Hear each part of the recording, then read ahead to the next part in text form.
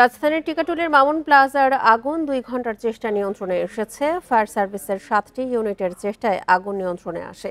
এর আগে ভোর ৫টার দিকে সেখানে আগুন লাগে। খবর পাওয়ার ৭ মিনিট পর ঘটনাস্থলে পৌঁছায় ফায়ার সার্ভিস। সংস্থাটি জানায়, শুরুতে ৫টি ইউনিট আগুন নিয়ন্ত্রণের কাজ শুরু করে, পরে আরও ২টি ইউনিট যোগ দেয়। প্রাথমিকভাবে আগুন লাগার কারণ ও ক্ষয়ক্ষতির পরিমাণ জানা যায়নি। এ ঘটনায় এখনও কোনো হতাহতের খবর পাওয়া যায়নি। স্থানীয়রা জানান, ১২তলা ভবনটির নিচের ৩তলা বাণিজ্যিক আর ওপরের ৮ তলায় আবাসিক ভবন। ভবনটির ৩য় তলায় একটি কেমিক্যাল গোডাউন রয়েছে। সেখান থেকেই আগুনের সূত্রপাত হতে পারে বলে প্রাথমিকভাবে ধারণা করা হচ্ছে। ফায়ার সার্ভিস জানিয়েছে, আবাসিক ভবনে কেমিক্যালের গোডাউনের অনুমোদন ছিল কিনা সেই বিষয়েও খতিয়ে দেখা হবে। টিকাটুলিতে আগুনের সূত্রপাতের আরো খবর জানাতে এই মুহূর্তে যোগ দিচ্ছেন সেখান থেকে আমাদের সহকর্মী সাজ্জাদ হোসেন। সাজ্জাদ, ফায়ার সার্ভিসের কর্মীরা এখন পর্যন্ত কি জানিয়েছে? আগুনের সূত্রপাত কিভাবে হয়েছে? ক্ষয়ক্ষতির পরিমাণ কেমন? জি, আপনি যেমনটি জানাচ্ছিলেন, ভোর ৫টায় কিন্তু এই মামুন প্লাজার যে ভবনটি আছে এখানে কিন্তু আগুন লেগেছিল এবং ২ ঘন্টার প্রচেষ্টায় কিন্তু ৭টার দিকেই কিন্তু আগুন নিয়ন্ত্রণে এসেছে। আমি যদি একটু জানিয়ে রাখি, এই যে আমার পেছনে যে দেখতে পাচ্ছেন যে মসজিদ, মামুন প্লাজা যে মসজিদ, এখানে কিন্তু ৩ তলায় এই মসজিদে কিন্তু ফজরের নামাজের সময় মুসল্লিরা নামাজরত অবস্থায় ছিল, তখনই কিন্তু তারা একটি বিকট শব্দ পায়। একটি শব্দ পাওয়ার ফলে কিন্তু তারা তাৎক্ষণিক জীবন বাঁচাতে নামাজ থেকে উঠে তারা কিন্তু নিরাপদ স্থানে যায় এবং এখানে কিন্তু দেখতে পাচ্ছেন যে এই ফায়ার সার্ভিসটা যে আগুন নেভানোর জন্য যেই পানি ব্যবহার করেছিল এবং ফোম ব্যবহার করেছিল, এগুলো কিন্তু এখনো ফ্লোরে বিদ্যমান। আমি যদি একটা জিনিস জানিয়ে রাখি, পানির রং পর্যন্ত কিন্তু এই কেমিক্যালের জন্য পরিবর্তন হয়ে গেছে, কিছুটা হলুদ রং ধারণ করছে। আমি যদি আপনাদের দেখানোর চেষ্টা করি, এই যে মামুন প্লাজা যে ভবনটি, আবাসিক ভবনের ৩ তলা পর্যন্ত কিন্তু এই কেমিক্যালের গোডাউন ছিল এবং বাকি ৮ তলা কিন্তু আবাসিক ভবন হিসেবে থাকতো। আমি যদি একটু আপনাদের ভেতরের অবস্থাটা দেখানোর চেষ্টা করি, যেইখানে কিন্তু এই যে অত্যন্ত দাহ্য পদার্থগুলো রাখা ছিল, এখানে কিন্তু আমরা বেশ কয়েকটি গোডাউন লক্ষ্য করতে পেরেছি। আর আমি যদি একটু জানিয়ে রাখি এখানে কি ধরনের কেমিক্যাল রাখা হয়েছিল, এখানে কিন্তু মূলত স্কুল, কলেজ, বিশ্ববিদ্যালয় এবং বাকি যে শিক্ষা প্রতিষ্ঠানগুলোতে যে পরীক্ষাগারে, ল্যাবরেটরিতে যেই কেমিক্যালগুলো ব্যবহার করা হয়, সেই কেমিক্যালগুলোর গোডাউন কিন্তু এখানে ছিল। আমি যদি একটু আপনাদের ভয়াবহতা দেখানোর চেষ্টা করি, আপনি কিন্তু দেখতে পাবেন যে এইখানে কিন্তু শত শত কার্টুন রাখা আছে এবং হঠাৎ ভোরের দিক থেকে কিন্তু একটি কার্টুন থেকে বিস্ফোরণ হয়। বিকট বিস্ফোরণের ফলে কিন্তু এখানে অগ্নিকাণ্ডের সূত্রপাত হয়। আমি যদি আগুনের ভয়াবহতা আপনি একটু দেখেন, যে দেখবেন উপরে যে পাখাটি, সিলিং ফ্যান পর্যন্ত তাপে সম্পূর্ণ গলে বেঁকে গিয়েছে। ফায়ার সার্ভিসরা প্রথমে খবর পায় ৫টা বাজে খবর পেয়ে কিন্তু ৭ মিনিটের মধ্যেই তারা প্রথম ইউনিট এখানে পৌঁছায় এবং তারা কিন্তু প্রথমে আগুনের সূত্রপাতটি কিভাবে হয়েছিল সেটি ধারণা করতে পারেনি। এর ফলে কিন্তু তারা প্রথমে পানি দিয়েছিল এবং পরে ফোম দিয়ে কিন্তু আগুন নেভানোর চেষ্টা করে। তারা আমাদের যেটা জানিয়েছে, এখানে কি ধরনের কেমিক্যাল রাখা ছিল সেই তথ্য কিন্তু তাদের কাছে প্রাথমিক অবস্থায় ছিল না। এর ফলে তারা কিন্তু প্রথমে পানি এবং ফোম একটি ভাবে চেষ্টা করে, তারপরে কিন্তু তাদের দক্ষতায় কিন্তু আগুনটি নিয়ন্ত্রণে নিয়ে আসে। আগুন যদি এত দ্রুত নিয়ন্ত্রণে না আসতো, এর ফলে কিন্তু একটি ভয়াবহ দুর্ঘটনা এবং অনেক হতাহতের সম্ভাবনা ছিল বলে আমরা জানতে পেরেছি। কারণ ৮ তলা থেকে ৪ তলা থেকে বাকি যে ১২ তলা সম্পূর্ণই কিন্তু আবাসিক ভবন এবং সেখানে কিন্তু ভোরবেলা মানুষ ঘুমন্ত অবস্থায় ছিল। এবং ফায়ার সার্ভিসের পক্ষ থেকে আমাদের যেটি জানানো হয়েছে, প্রাথমিকভাবে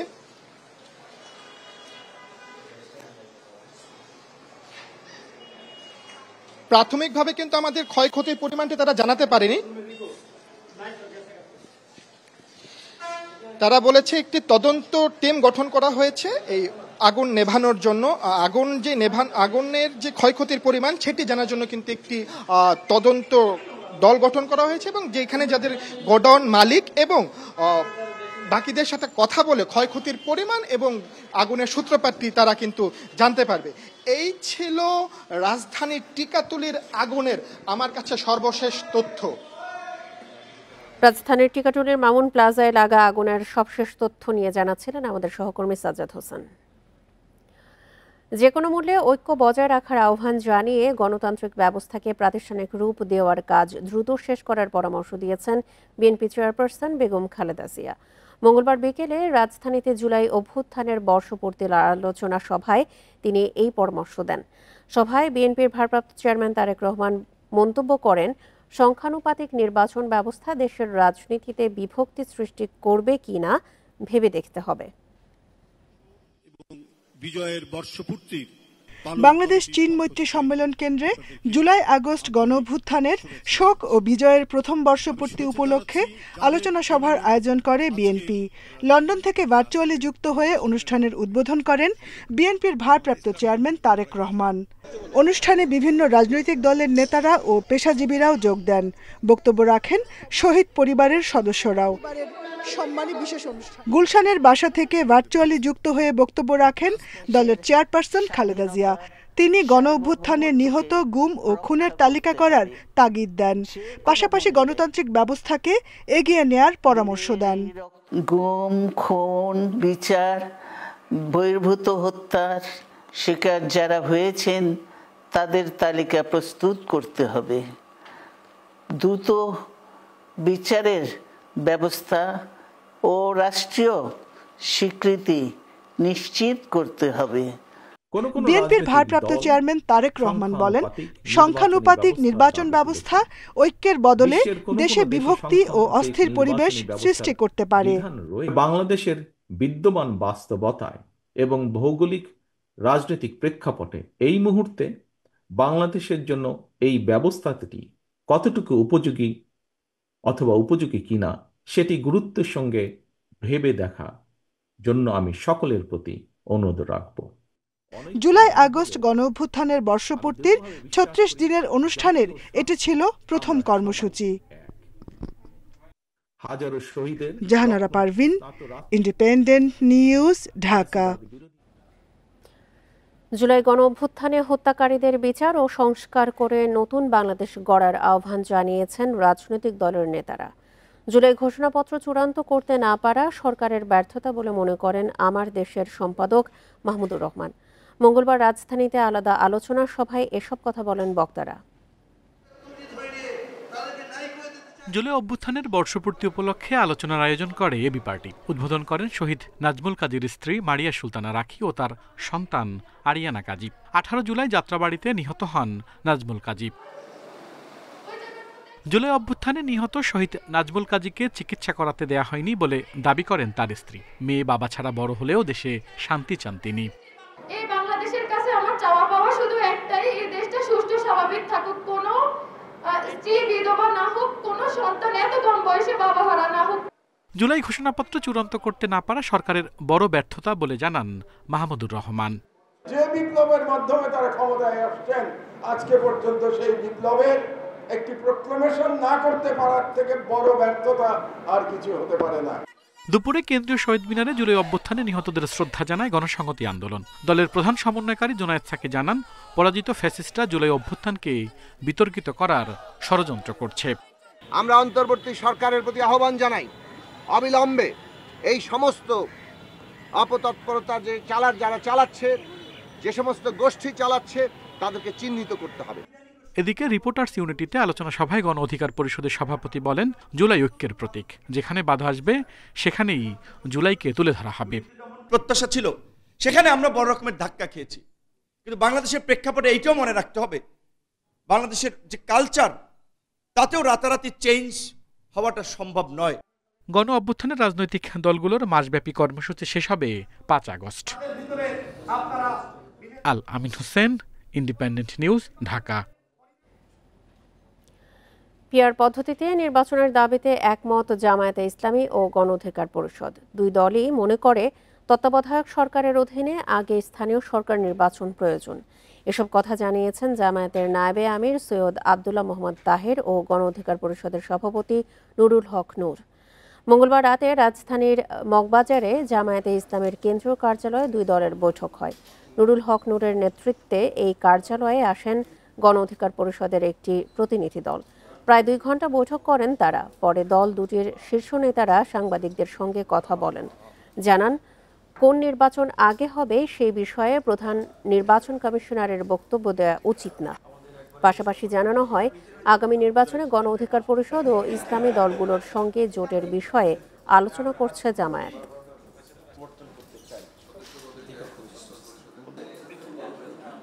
অপশনের রিপ্রেজেন্টেশনের ব্যাপারে আমরা কথা বলেছি এবং স্থানীয় সরকার যে নির্বাচন জাতীয় সরকারের আগে সেই নির্বাচনটি সম্পন্ন হওয়ার ব্যাপারে আমরা কথা বলেছি এবং এই সকল বিষয়ে আমরা দুই দল ঐক্যমত্য পোষণ করেছি। সরকার গঠনের পর প্রশাসন কার্যত তার নিয়ন্ত্রণে চলে, সেই জায়গা থেকে এই কেয়ারটেকার সরকারের সময় আপনার লোকাল গভর্নমেন্টের ইলেকশনগুলো করার বিষয় নিয়েও কিন্তু আলোচনা আছে। সুতরাং সেই জায়গা থেকে স্থানীয় নির্বাচন তো এই গভর্নমেন্টের বা এই সময়ই হতে পারে, নির্বাচন কমিশনকে সেটিও ভাবতে হবে। এ মাসের মধ্যে জুলাই সনদ প্রকাশ করা না হলে ৩ অগস্ট সচিবালয়ে ঘেরাওয়ের হুঁশিয়ারি দিয়েছে ইনকিলাব মঞ্চ। একই সাথে কফিন মিছিলের কর্মসূচিও দিয়েছে সংগঠনটি। মঙ্গলবার বিকেলে রাজধানীর কাকরাইলে অবস্থান নিয়ে এই ঘোষণা দেন নেতারা। এদিকে জুলাই সনদের দাবিতে একই দিন সকালে পদযাত্রা কর্মসূচি পালন করে জুলাই ঐক্য।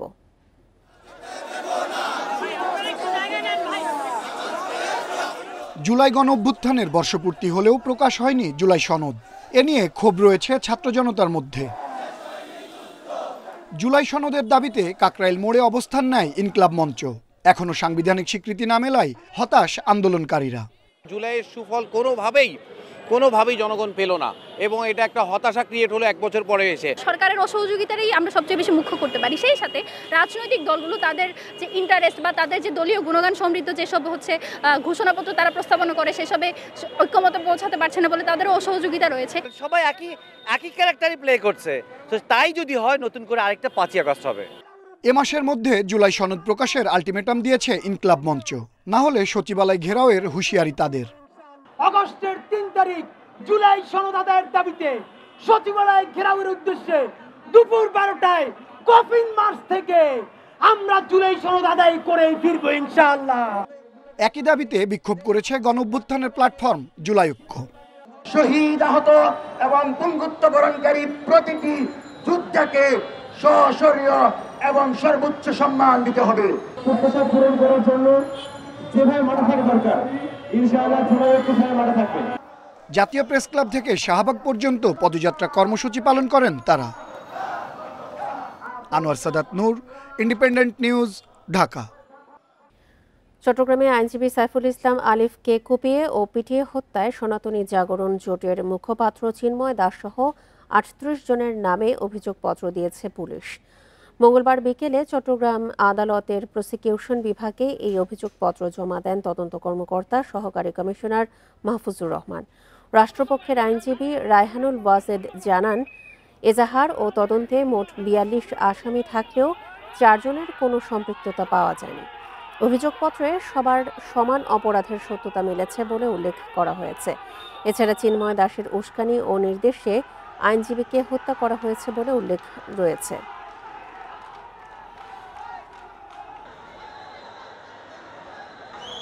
আজকে জমা দিয়েছে 38 জনকে অভিযুক্ত করে 4 জনকে অব্যাহতি প্রার্থনা আছে। টোটাল 42 জন আসামি মামলার এজাহার এবং তদন্তে প্রাপ্ত মোট আসামি 42। প্রধান হিসেবে কেউ না, এখানে সবাই সমান অপরাধী। এখানে চিন্তন কুমার প্রকাশ, চিন্ময় কৃষ্ণ দাস সহ আরো 37 জন, টোটাল 38 জনকে বিচারে সুপর্দ করা হয়েছে। 28 ও 29 জুন চট্টগ্রাম কাস্টমস হাউস বন্ধ রাখায় কমিশনার জাকির হোসেনকে বরখাস্ত করা হয়েছে। মঙ্গলবার এ সংক্রান্ত একটি প্রজ্ঞাপন জারি করেছে অর্থ মন্ত্রণালয়। প্রজ্ঞাপনে বলা হয়েছে, জাতীয় রাজস্ব বোর্ডের কর্মকর্তা জাকির হোসেন 21 ও 28 জুন এনবিআর ও এর অধীনস্থ কাস্টমস এবং ভ্যাট ও আয়কর সহ রাজস্ব আদায়ের সঙ্গে সম্পৃক্ত অন্যান্য সব দপ্তর খোলা রাখার নির্দেশনা অমান্য করেছেন। এছাড়া 28 ও 29 জুন শনি ও রবিবার কাস্টমস হাউস চট্টগ্রাম বন্ধ রেখে আমদানি রপ্তানি কার্যক্রম বাধাগ্রস্ত করে সরকারের রাজস্ব আদায়ে ক্ষতি করেছেন। এ কারণে তার বিরুদ্ধে তদন্তের সিদ্ধান্ত নেওয়া হয়েছে। পাশাপাশি তাকে সাময়িকভাবে বরখাস্ত করা হয়েছে। এছাড়া তাকে কারণ দর্শানোর নির্দেশও দেওয়া হয়েছে।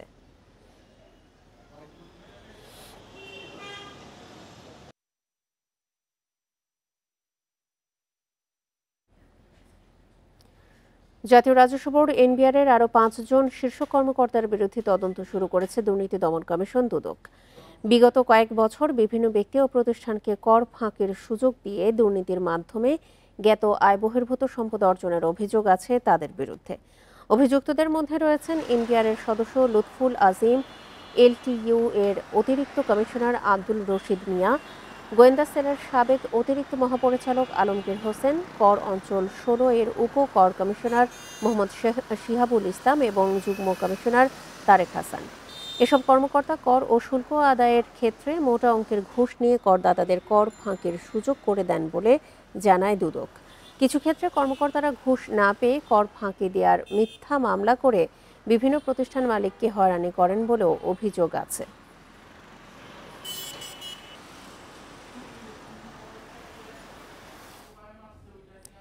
ব্যবসায়ীদের শীর্ষ সংগঠন এফবিসিসিআইকে রাজনৈতিক প্রভাবমুক্ত করতে একমত হয়েছেন সম্ভাব্য প্রার্থীরা।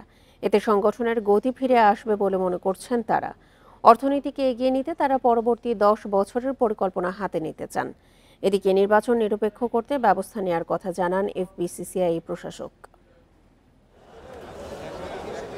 গত 18 জুন ব্যবসায়ীদের শীর্ষ সংগঠন এফবিসিসিআই নির্বাচন বোর্ড 2025-27 মেয়াদের পরিচালনা পর্ষদ নির্বাচনের তফসিল ঘোষণা করে। জানানো হয়, এফবিসিসিআইয়ের নতুন নেতৃত্ব বেছে নিতে আগামী 7 সেপ্টেম্বর ভোট হবে। অতীতে নির্বাচিত পরিচালকদের ভোটে সভাপতি, সিনিয়র সহসভাপতি এবং সহসভাপতি নির্বাচন করা হতো। এফবিসিসিআইকে রাজনৈতিক প্রভাবমুক্ত করতে এবার সে প্রথা বাতিল করা হচ্ছে। ফলে সাধারণ পরিষদের সদস্যরাই ভোট দিয়ে নির্বাচন করবেন আগামী নেতৃত্ব। নির্বাচন সামনে রেখে আনুষ্ঠানিকভাবে তৎপরতা শুরু করেছে বৈষম্য বিরোধী সংস্কার পরিষদ। আবার অনেকে এখনও প্রকাশ্যে না এলেও দীর্ঘদিনের রাজনৈতিক প্রভাব থেকে এফবিসিসিআইকে মুক্ত করতে কাজ করার প্রতিশ্রুতি দেন। আমি কোনো পলিটিক্যাল ব্যানার রাখবো না। আমি আমাদের যে গ্রুপের ব্যবসার যে যোগ্যতা, বিগত দিনের আমাদের যে বাস্কেটে আমরা কতটুকু ভ্যাট দিয়েছি, ট্যাক্স দিয়েছি, পলিসি ইনফ্লুয়েন্স করতে পেরেছি, এইসব যোগ্যতা নিয়ে আমি আমার ভোটারদের কাছে দিতে চাই। আমাদের এনবিআর এর সাথে যখন আমাদের কোনো বিষয়ে, ট্যাক্সের বিষয়ে, ভ্যাটের বিষয়ে আসতো, তখন কিন্তু তারা কোনো কথা বলতে পারতেন না, কারণ তাদের টুটি চেপে ধরা থাকতো। 2026 সালে এলডিসি উত্তরণের পর অর্থনীতির নানা চ্যালেঞ্জ মোকাবেলায় 10 বছরের পরিকল্পনার কথাও জানান সম্ভাব্য প্রার্থীরা। আগামী 10 বছরে আমাদের আরও কোন কোন ব্যবসার দুয়ার উন্মোচিত হবে, সেই দিকে আমাদের ব্যবসায়ীদেরকে ডাইভার্ট করা, গভর্নমেন্টকে সেই অনুযায়ী পলিসি দেওয়া। 26 জুলাই প্রকাশ করা হবে পরিচালনা পর্ষদ নির্বাচনের চূড়ান্ত ভোটার তালিকা। প্রার্থীদের অভিযোগ, তালিকা হালনাগাদ না করে তফসিল দেয়ায় প্রচারের সমস্যায় পড়ছেন তারা। তবে এফবিসিসিআই প্রশাসক জানান, হালনাগাদ প্রক্রিয়া এবং ভোটার প্রস্তুতি দুটি সমান তালে চলবে। আগে ভোটার তালিকা করে পরে তফসিল দেওয়ার বিধান নাই। কোনো ধরনের চাপ কোনো দিক থেকে আমরা ফিল করছি না। আমি খুব আশাবাদী এবং সবাই বলছে যে এবার একটা ভালো নিরপেক্ষ নির্বাচন অনুষ্ঠিত হবে। নতুন বিধিমালা অনুযায়ী পরিচালনা পর্ষদের আকার 80 থেকে কমিয়ে 46 জনে আনা হয়েছে। তৌহিদ রানা, ইন্ডিপেন্ডেন্ট নিউজ, ঢাকা। বিজেপির সতর্ক অবস্থানের পরেও খাগড়াছড়ির সীমান্ত দিয়ে ভারতের পশিন ঠেকানো যাচ্ছে না। দুর্গম পাহাড়ের সুবিধা নিয়ে রামগড়, মাটিরাঙ্গা ও পানছড়ি সীমান্ত দিয়ে এ পর্যন্ত 1.5 শতাধিক মানুষকে পশিন করেছে বিএসএফ। এতে নিরাপত্তা বিঘ্নের শঙ্কায় স্থানীয়রা। ভারত থেকে পশিন ঠেকাতে যৌথ টহল সহ বিভিন্ন পদক্ষেপ নিয়েছে বিজিবি ও জেলা প্রশাসন। চলতি বছরের 7 মে খাগড়াছড়ির মাটিরাঙ্গা ও পানছড়ির বিভিন্ন সীমান্ত দিয়ে 80 জন নাগরিককে জোরপূর্বক বাংলাদেশে ঠেলে দেয় বিএসএফ। এরপর গত 2 মাসে মোট 159 জনকে বিভিন্ন দুর্গম সীমান্ত দিয়ে পুশিন করেছে ভারতীয় সীমান্তরক্ষী বাহিনী। ভারতের গণমাধ্যমের খবরে জানা যায়, গুজরাট, মহারাষ্ট্র, হরিয়ানা সহ বিভিন্ন রাজ্য থেকে গণহারে আটকের পর বিমানে করে ত্রিপুরার আগরতলায় আনা হয় ভুক্তভোগীদের। পরে দক্ষিণ ত্রিপুরায় এনে গভীর রাত বা ভোরে খাগড়াছড়ির শান্তিপুর, তাইদং, আচলং, লোগা, গ্রাগবর সহ বেশ কয়েকটি পয়েন্ট দিয়ে ঠেলে দেওয়া হয় বাংলাদেশে। আমার মেয়ে আছে, আমার নাতি আছে, আমার ছেলে আছে ছোটটা। বিএসএফ এর ক্রমাগত পুশিন ঠেকাতে সীমান্তরক্ষী বাহিনীর তৎপরতা বাড়ানোর দাবি এলাকাবাসীর। সীমান্তে নিরাপত্তা না বাড়ালে আরও পুশিনের শঙ্কা তাদের। ইয়ারে করে নিয়ে আসছে হচ্ছে আপনার ত্রিপুরায়, ওখান থেকে হচ্ছে বিএসএফ ওখান থেকে গাড়ি প্রোডাকশন দিয়ে সীমান্তে নিয়ে আসছে। 7-8 জন মহিলা পুরুষ না খাইয়ে পড়েছে, তো আমি মুড়ি চানাচুর ব্যবস্থা করে এদের শান্তিবাগ একটা খানা দিছি। বিজেপি আমাদেরকে বলছে বিজেপির পাশাপাশি কিছু পাবলিক দিয়ে সাপোর্ট দেওয়ার জন্য। পুশিন ঠেকাতে বিজিবি টহল বাড়ানো হয়েছে জানালেন কর্মকর্তারা। স্থানীয়দের সাথে নিয়ে সীমান্তে নজরদারি বাড়ানো হয়েছে। এছাড়া প্রতিটি পুশিনের ঘটনায় সীমান্ত আইন লঙ্ঘন করায় বিএসএফকে কড়া প্রতিবাদ জানানো হচ্ছে। জনসাধারণকে সাথে নিয়ে আমরা একত্রে পুশিন প্রতিরোধে কাজ করে যাচ্ছি। সেই সাথে নিয়ম অনুসরণ না করে পুশিন করায় বিজিবি পতাকা বৈঠকের মাধ্যমে আমাদের প্রতিবাদ আমরা জানাচ্ছি। পুলিশ আনসার ভিডিপি নিয়ে আমরা যৌথ টহল অব্যাহত রেখেছি এবং স্থানীয় প্রশাসনকে ইনভলভ করে এখানে স্থানীয় জনসাধারণকে নিয়ে আমরা সচেষ্ট রয়েছি যাতে এ ধরনের ঘটনার পুনরাবৃত্তি না ঘটে। খাগড়াছড়ির বিভিন্ন সীমান্ত দিয়ে পুশিন হওয়া 1.5 শতাধিক মানুষের বেশিরভাগই নারী ও শিশু। Independent news. কয়লা, পাথর খনি, বন্দর, বিদ্যুৎ কেন্দ্র, সস্তা শ্রমিক সবই আছে, ছিল সরকারের নীতি নির্ধারকরাও। এরপরও গত 15 বছরে কোনো উন্নয়ন হয়নি উত্তরের জেলা দিনাজপুরের। উল্টো বন্ধ হয়েছে শিল্প কারখানা। বিশিষ্টজনরা বলছেন, মন্ত্রী, এমপি এবং রাজনীতিবিদদের মধ্যে সমন্বয় না থাকায় পিছিয়ে পড়েছে এই জেলাটি। দিনাজপুরে বড়পুকুরিয়া কয়লা খনি চালু থাকলেও বিগত সরকারের সিদ্ধান্তহীনতায় চালু হয়নি দিঘিপাড়া খনিটি। এছাড়া পাথর খনি, তাপবিদ্যুৎ কেন্দ্র, রয়েছে হিলি স্থলবন্দর। তবে চুক্তির 12 বছরে চালু হয়নি একমাত্র রেল সংযোগ সহ বিরল স্থলবন্দর।